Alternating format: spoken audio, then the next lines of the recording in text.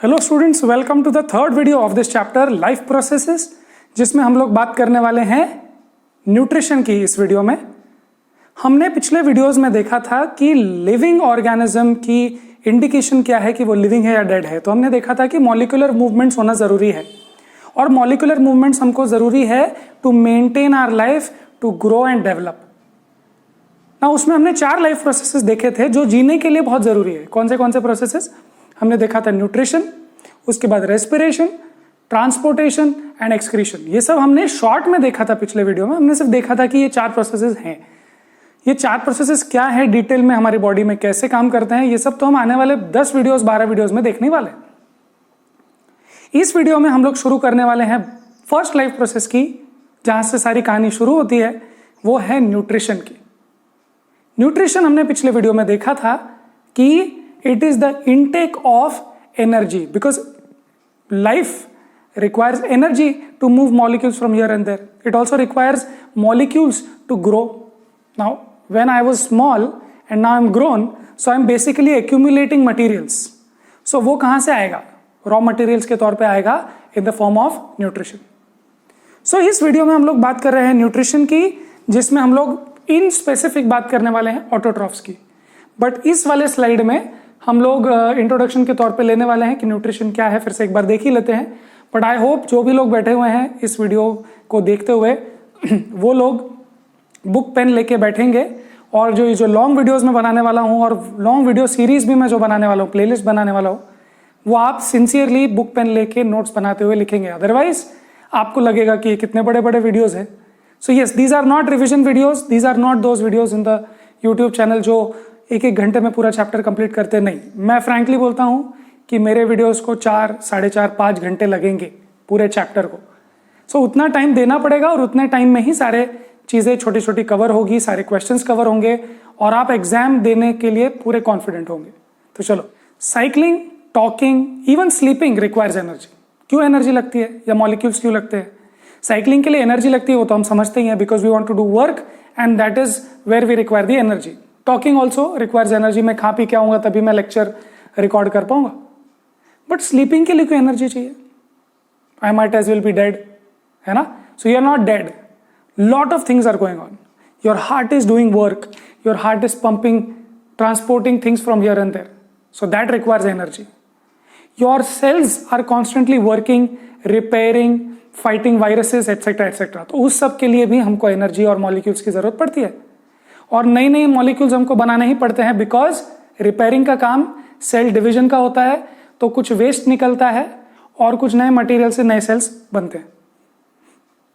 तो इस सब के लिए हमको, ग्रोथ एंड रिपेयर के लिए हमको बाहर से मटेरियल्स की, this requires materials and energy. किसके लिए? ग्रो करने के लिए, डेवलप करने के लिए, और प्रोटीन सिंथेसाइज करने के लिए। प्रोटीन सिंथेसिस का मतलब क्या है? बहुत सारे अमीनो एसिड्स होते हैं जो प्रोटीन के कैटेगरी में आते हैं। तो उसको बनाने के लिए, कुछ नए प्रोटीन्स बनाने के लिए, डाइजेशन के लिए एक प्रोटीन है, अलग अलग हार्मोन्स है जिसको प्रोड्यूस करना पड़ता है। सो ये सारी चीज़ों को सिंथेसाइज करने के लिए भी हमको मॉलिक्यूल्स और एनर्जी की जरूरत पड़ती है, जो बाहर से ही आते हैं, आउटसाइड मटीरियल्स ही होते हैं। This source of energy and materials is the food we eat. तो ये हमको कहाँ से मिलता है? फूड से। ये सब कुछ फूड से मिलता है। हमने देखा था रेस्पिरेशन भी बाहर से आता है, बट वो कुछ अलग काम के लिए है। बट जो एक्चुअल एनर्जी का सोर्स है, या जो मटेरियल्स जो ग्रो होने के लिए चाहिए हमको, वो हमको मिलते हैं फूड से ही, और इसी को हम लोग बोलते हैं nutrition. Now how do living things get their food? There are different modes of nutrition. The general requirement of energy and materials is common for all. सबके लिए रिक्वायरमेंट वही है, सबको एक ही टाइप के मॉलिक्यूल्स चाहिए, सबको एक ही टाइप के रिक्वायरमेंट्स हैं, बट सबके सोर्सेज अलग अलग है। जैसे कि टाइगर का सोर्स अलग है एज कंपेयर टू एलिफेंट, उसका सोर्स अलग है। बेसिकली दोनों लोग खा ही रहे हैं, बट वो क्या खा रहे हैं, किस टाइप के मॉलिक्यूल्स खा रहे हैं, किस टाइप का न्यूट्रिशन वो ले रहे हैं, वो अलग अलग है। But the final requirement in terms of the final product of molecules is the same. सबको प्रोटीन की जरूरत है, सबको एनर्जी की जरूरत है, सबको मिनरल्स, विटामिन की जरूरत है, but the source might differ, fulfilled in different ways. Some obtain their food material using inorganic sources like CO2, H2O वगैरह वगैरह। ये कौन है? दीज आर कॉल्ड ऑटोट्रॉफ्स, जिसके बारे में ये वीडियो है, बट ये तो इंट्रोडक्शन के तौर पे हम ले रहे हैं कि प्लांट्स को भी एनर्जी चाहिए, प्लांट्स को भी प्रोटीन्स बनाने हैं, बट वो क्या सोर्स से लेता है, वो क्या रॉ मटेरियल लेता है, वो लेता है इनऑर्गेनिक मॉलिक्यूल्स। इनऑर्गेनिक मतलब this is not come from life, it has come from non life sources. जैसे CO2 is there in the atmosphere, तो वहां से लेता है। H2O is a source of मतलब is a source of water जो it's not come from living beings, वो जमीन में से लेता है, वो हवा में छोड़ता है, बहुत सारी चीजें करता है। It does not take materials from the living beings, so that is called inorganic sources, जो CO2 वगैरह हैं। Okay, these are called autotrophs, which include green plants and some bacteria. Yes, some bacteria also make their own food. These are called autotrophs. Auto का मतलब खुद, और troughs मतलब food. तो खुद से फूड बनाने वाला या खुद बनाने वाला एनर्जी सन से लेने के बाद उसको बोलते हैं ऑटोट्रॉफ्स। इसके बारे में आप लोगों ने 9th स्टैंडर्ड में भी पढ़ा है। इवन आपने पिछला चैप्टर नहीं, बट चैप्टर नंबर 15 या 14 में इधर उधर आपने पढ़ा हुआ होगा, फूड चेन, फूड वेब्स में, राइट। तो आपने देखा है कि ये ऑटोट्रॉफ्स कौन होते हैं। They occupy the base of the food chain. These are called plants और some bacteria. Okay, then there are some which use complex substances. These are simple substances, CO2 and H2O, simple substances. But there are some which use complex substances like us. We eat complex substances. We eat complex protein sources, carbohydrate sources, जिसको हम लोग बाद में break down करते हैं, which are broken down into simpler ones before they can be used for growth and energy. तो हम complex substance लेते हैं और उसको सिंपलर सब्सटेंसेस में फिर से कन्वर्ट करके हम लोग यूज करते हैं, यूटिलाइज करते हैं। Yes, that's our style, that's our way. These are called heterotrophs. Heterotrophs मतलब किसी पे डिपेंडेंट है फॉर फूड, डायरेक्टली और इनडायरेक्टली वो प्लांट्स पर ही डिपेंडेंट होते हैं। जैसे अगर लायन प्लांट नहीं भी खाता हो, बट वो ऐसी जानवर को खाता है जो प्लांट्स पे डिपेंडेंट था एट सम लेवल। ओके, सो आपने फूड चेन के बारे में अगर सुना है, देखा है, तो आपको ये पता होगा। सो दीज इंक्लूड एनिमल्स, जो बहुत सारे टाइप के एनिमल्स है, हम भी एक एनिमल है इन दैट सिनेरियो। लायन भी है, डियर भी है, ये सब लोग डिपेंडेंट है प्लांट्स पे। आप लायन को, जैसे मैंने आपको बोला, it might not be directly dependent on the plants, but it is obviously indirectly dependent on the plant, because a lion cannot make energy from the sun. Fungi also feeds on these plants or dead material directly or indirectly.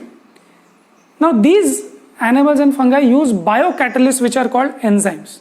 ये जो procedure है जिसमें वो complex substances को simpler once में convert करते हैं, उसके लिए कुछ मटेरियल्स लगेंगे, और वो मटेरियल्स हैं बायोकैटलिस्ट्स। बायोकैटलिस्ट का मतलब, बायो मतलब लाइफ, कैटलिस्ट मतलब जो रिएक्शन को स्पीड अप करता है। So these enzymes which are proteins, again these enzymes are responsible for converting complex substances to simpler substances. इसके बिना हम लोगों का काम ही नहीं चलने वाला है। अगर आप इसके आगे वाला वीडियो भी देखते हैं, इसके और आगे वाला वीडियो जिसमें हम लोग ह्यूमन डाइजेस्टिव सिस्टम या ह्यूमन न्यूट्रिशन के बारे में बात करने वाले हैं, तब आपको समझ में आएगा कि हर जगह पर कोई ना कोई टाइप का एंजाइम काम कर रहा है। तभी वो कॉम्प्लेक्स फूड जो हम लोग खाते हैं, इतने मसाले खाते हैं, इतना कॉम्प्लेक्स मटेरियल हम लोग खाते हैं, वो कॉम्प्लेक्स मटेरियल को डाइजेस्ट करने के लिए each and every point in our digestive system releases some kind of an enzyme, जिससे वो कॉम्प्लेक्स सब्सटेंसेस कन्वर्ट होते हैं सिंपलर वंस में। तो एनीवे, ये सब वीडियोस में आने वाला है। इस वीडियो में हम लोग ये हटा देते हैं और बात करेंगे ऑटोट्रॉफिक न्यूट्रिशन की।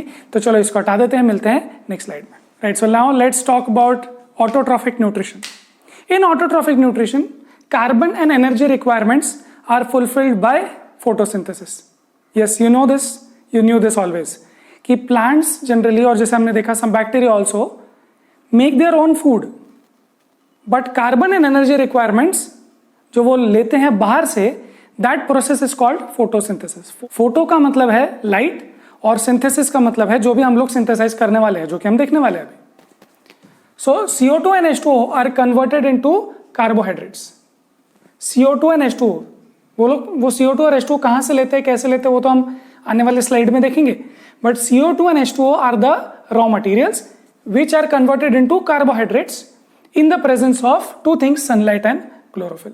अब एक इक्वेशन लिख लेते हैं जो आपकी बुक में भी होता है और आपको पता भी है बिल्कुल कि हम लोग क्या लेते हैं. देखो हम लोग लेते हैं CO2 H2O और इन the presence of sunlight and chlorophyll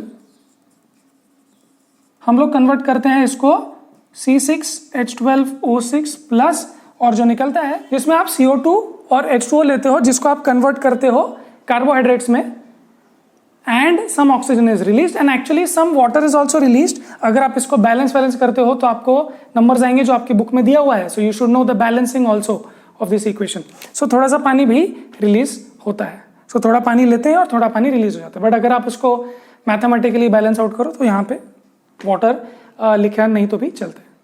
so the CO2 and H2O are converted to carbohydrates in the presence of sunlight and chlorophyll. That's the basic idea of photosynthesis. Now carbohydrates provide necessary energy to the plant. Carbohydrates क्यों बनाया हमने? Carbohydrates जो glucose है या sucrose अलग चीजें हैं, वो क्यों बनाया प्लांट ने? वो उसकी खुद की एनर्जी के लिए. वो तो आप ऑब्टेन कर लेते हो उससे as your energy source, but basically उसने क्यों बनाया? उसके एनर्जी के लिए बनाया. Okay, that which is not to be used immediately is stored as starch. तो आपने स्टार्ची सब्सटेंसेस सुने होंगे जैसे स्वीट पटेटो या इस तरीके की स्टार्ची चीजें जो होती है, वो उसका बेसिक स्टोरेज है.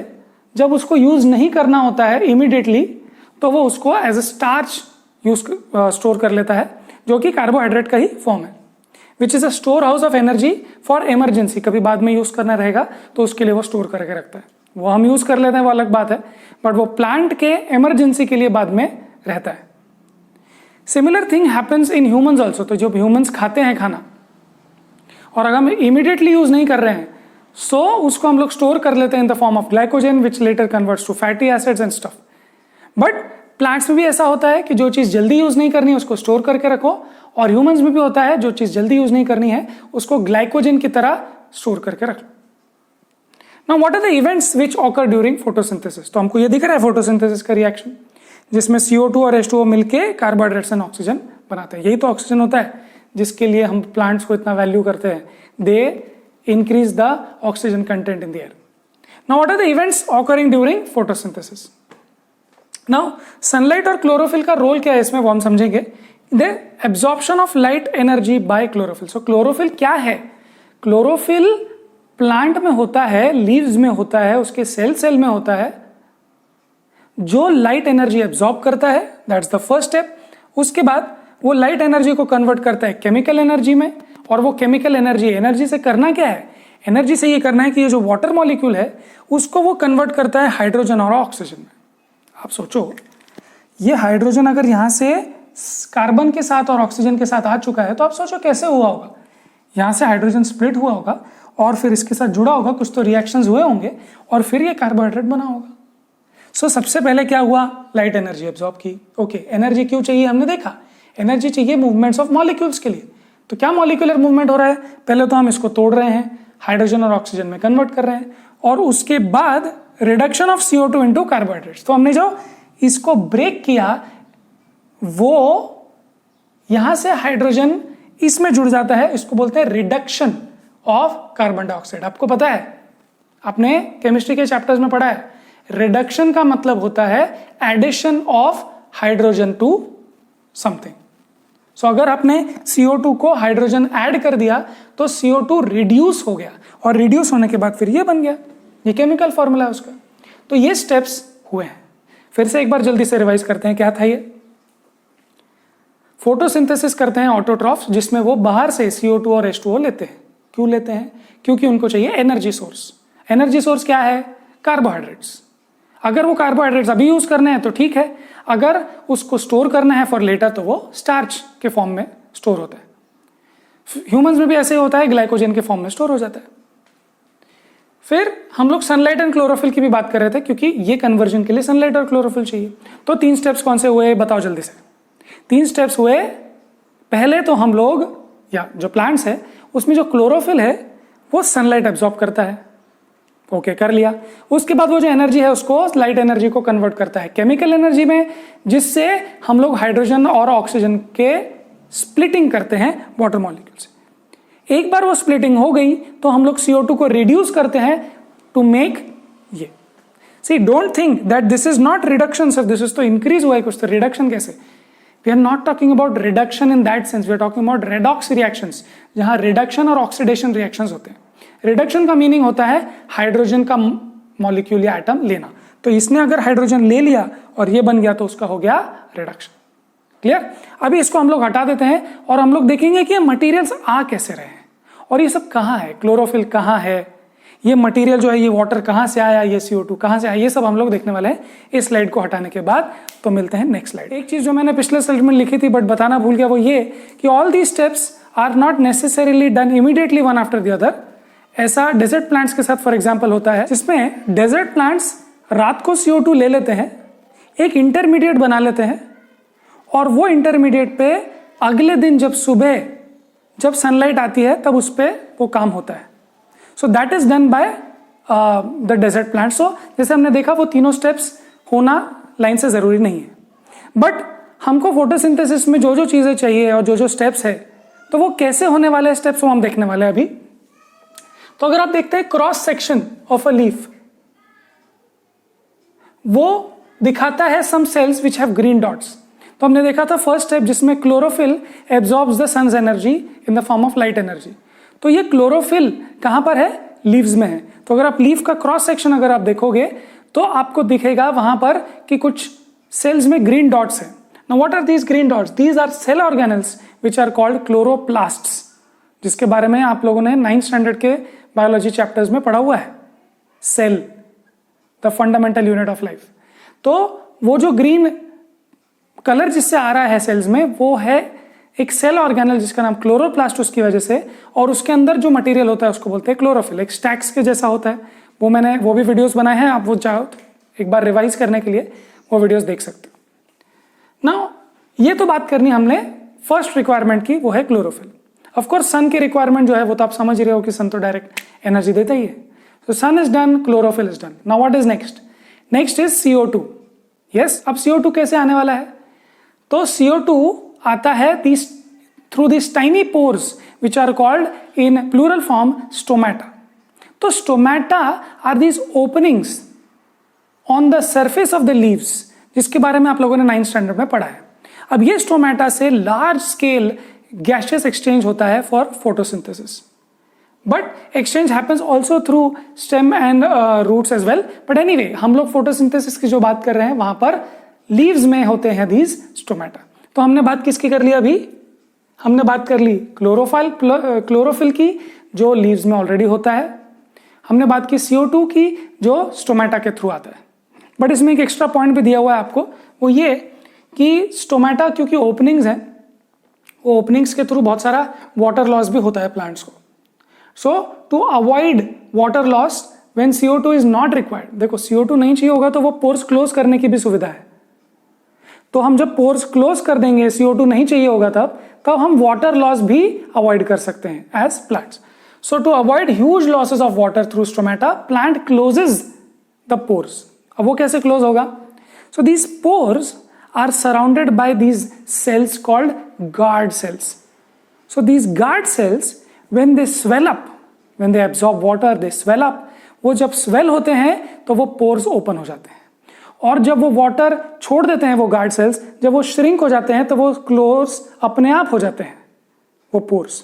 So that's the idea by which the plant can manage the water loss. See, stomata जो है वो ओपनिंग से CO2 तो आने वाला है, बट वाटर लॉस भी होने वाला है। तो उसको अवॉइड करने के लिए जब रात में हमको CO2 नहीं चाहिए होगा, जब भी उसको CO2 नहीं चाहिए होगा वो क्लोज कर देगा, जिससे CO2 का काम तो हो गया, अब नहीं चाहिए, बट वाटर लॉस भी फिर उसके थ्रू नहीं होगा। How are other materials obtain? तो ये तो अब अदर मटेरियल्स कौन से ऑब्टेन करने हमको? तो पहला हमको ऑब्टेन करना है वाटर। अब अगर आप रिएक्शन देखो फिर से, we have CO2 plus H2O in the presence of sunlight and chlorophyll, which gives you carbohydrates and oxygen. सो हमने बात कर ली CO2 की, हमने बात कर ली सनलाइट की, क्लोरोफिल की, अब बचा है वाटर। तो वाटर कहाँ से आएगा? Water is taken from the roots. आप वाटर करते हो, उसको पानी देते हो और रूट से वो एब्जॉर्ब करके हर जगह तक वो पहुंचाता है। तो पानी तो वहां से आने वाला है, बट पानी के साथ साथ कुछ मिनरल्स भी आने वाले हैं, कुछ और भी एलिमेंट्स आने वाले हैं, जो कि है nitrogen, phosphorus, potassium, iron, magnesium, जो भी उसको मैक्रो एंड माइक्रो न्यूट्रिएंट्स की जरूरत है, वो सारी चीजें उसको वाटर के थ्रू मिलने वाली है एज मिनरल्स। नाइट्रोजन क्यों चाहिए हमको? Nitrogen is essential for synthesis of proteins and other compounds like DNA वगैरह बनाने के लिए हमको डेफिनेटली नाइट्रोजन एक बहुत इंपॉर्टेंट रिसोर्स है। और नाइट्रोजन की कमी की वजह से या फॉस्फोरस की कमी की वजह से या पोटेशियम की कमी की वजह से प्लांट्स का ग्रोथ बहुत कम हो जाता है, इसलिए फर्टिलाइजर वगैरह में ये सब चीजें डालते हैं। नाइट्रोजन किस फॉर्म में आता है? तो आपको तो ये सब 9th स्टैंडर्ड में पता ही है। नाइट्रोजन फ्री फॉर्म में, नाइट्रोजन एलिमेंटल फॉर्म में एब्जॉर्ब नहीं हो सकता, इसलिए वो सारा नाइट्रोजन साइकिल वगैरह होता है जो आपने 9th स्टैंडर्ड में पढ़ा है। और अगर नहीं पढ़ा है, आपको नहीं याद है, तो आप प्लेलिस्ट नेचुरल रिसोर्सेस में जाके नाइट्रोजन साइकिल मेरा देख सकते हो, वहां पर मैंने बहुत डिटेल में बताया। It is taken up in the form of inorganic nitrates और नाइट्राइट्स, जो नाइट्रिफिकेशन प्रोसेस होता है, जो नाइट्रिफाइंग बैक्टीरिया होते हैं वो सब करते हैं। और इन the form of organic compound जैसे अमोनिया, ये कौन करता है? तो दीज नाइट्रोजन फिक्सिंग बैक्टीरिया जो होते हैं, राइजोबियम वगैरह, जो रूट नोड्यूल्स के एसोसिएशन में होते हैं लेग्यूम्स के, वो सब एटमॉस्फेरिक नाइट्रोजन को कन्वर्ट करते हैं ऑर्गेनिक अमोनिया में, और वो भी प्लांट एब्जॉर्ब करता है in the form of organic molecules. So basically plants cannot absorb nitrogen in free form, elemental form, तो उसको या तो नाइट्रेट्स चाहिए या तो उसको अमोनिया चाहिए, राइट? सो फिर से एक बार हम लोग इसको रिवाइज करते हैं, ये वीडियो खत्म होने के लिए आया है। हमको देखना था कि न्यूट्रिशन क्यों जरूरी है, हमको देखना था कि न्यूट्रिशन के अलग अलग टाइप्स क्या है, तो हमने देखा ऑटोट्रॉफ्स। ऑटोट्रॉफ्स को चाहिए energy in the form of CO and H2O. In the presence of sunlight and chlorophyll, it converts to carbohydrates. अगर वो यूज कर पाया तब तो ठीक, नहीं तो वो स्टोर कर देता है इन the form of starch. Now 3 steps हमने देखे, मैं बहुत बार उसको रिपीट कर चुका हूं। वो तीनों स्टेप्स को इमीडिएटली एक ही ऑर्डर में होने की जरूरत नहीं है, डेजर्ट प्लांट्स अलग ऑर्डर में करते हैं। हम देख रहे हैं कि अलग अलग मटेरियल कहाँ है और कैसे मिलते हैं।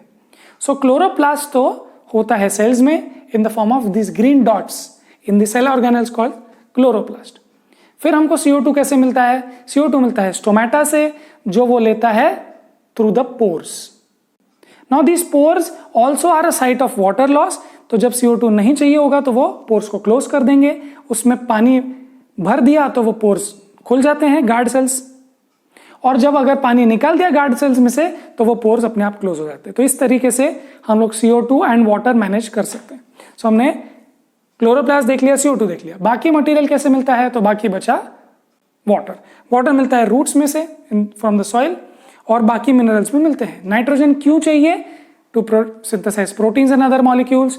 देन इनऑर्गेनिक तरीके से प्लांट लेता है, फ्री नाइट्रोजन फॉर्म में, एलिमेंटल में नहीं लेता, तो वो नाइट्रेट्स एंड नाइट्राइट्स के फॉर्म में ले सकता है।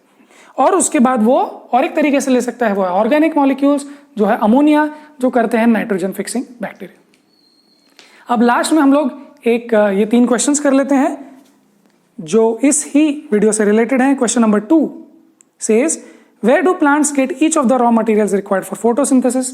CO2 कहां से मिलता है? फ्रॉम द एटमॉस्फेयर, जब वो स्टोमेटा खोलता है तब। Then water is absorb from the soil, and sunlight, chlorophyll, ये सब उसके पास ही होता है। सो रॉ मटेरियल्स तो बेसिकली वाटर है जो रूट से आता है, और CO2 जो है वो आता है हवा से। और सनलाइट को भी अगर आप मटेरियल के तौर पे देखो तो it comes from the sun, ठीक है। Next let's go to exercise question number 3 which says the autotrophic mode of nutrition requires CO2 and water, yes, chlorophyll, yes, sunlight, yes. So the answer is all of the above. Question number 7, what are the necessary conditions for autotrophic nutrition and what are the byproducts? तो इसके लिए हमने equation लिखा था, वो equation एक बार फिर से लिख लेते हैं, कहीं पे या जगह है क्या? यस, लिख लेते हैं हम लोग, और अभी बैलेंस फॉर्म में लिखेंगे। 6 CO2 plus 6 H2O will give you C6H12O6 plus O2, इस फॉर्म में वो देता है। तो अभी इसको बैलेंस करेंगे तो ये यहाँ पर 6 आ जाता है, और यहाँ पर हम लोग ले रहे हैं सनलाइट, यहाँ पर ले रहे हैं chlorophyll. So this is the reaction and what is the question which they are asking?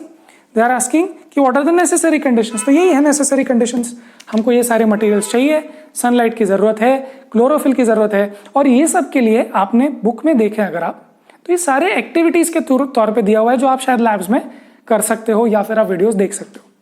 हर चीज, जैसे अगर सनलाइट की रिक्वायरमेंट चेक करनी है तो हम लोग एक एक्सपेरिमेंट करते हैं, क्लोरोफिल की रिक्वायरमेंट देखते हैं कि क्लोरोफिल की वजह से ही वो फोटोसिंथेसिस होता है। फिर हम लोग CO2 की रिक्वायरमेंट भी चेक करते हैं by putting those potassium hydroxide वगैरह। एंड देन वाटर, तो ऑब्वियसली आपको पता ही है, वाटर अगर आप नहीं दो या एटमॉस्फेयर से हटा दो या रूट्स में नहीं दो तो वो ड्राई हो जाएगा, right. So let's end this video here. ये थोड़ा सा लंबा वीडियो था बिकॉज पूरा ऑटोट्रॉफिक न्यूट्रिशन इसमें था। नेक्स्ट वीडियो में हम लोग बात करने वाले हैं हेटेरोट्रॉफिक न्यूट्रिशन के बारे में। टिल देन पढ़ाई करते रहें।